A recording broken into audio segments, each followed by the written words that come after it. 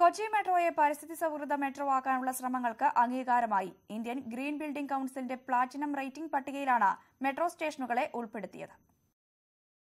രാജ്യത്തെ റെയിൽ അധിഷ്ഠിത ഗതാഗത സംവിധാനങ്ങളുടെ രൂപകൽപ്പന, നിർമ്മാണം, പ്രവർത്തനം എന്നിവ പരിസ്ഥിതി സൗഹൃദമാക്കുന്നതിനാണ് Indian green building council rating ഏർപ്പെടുത്തിയത്.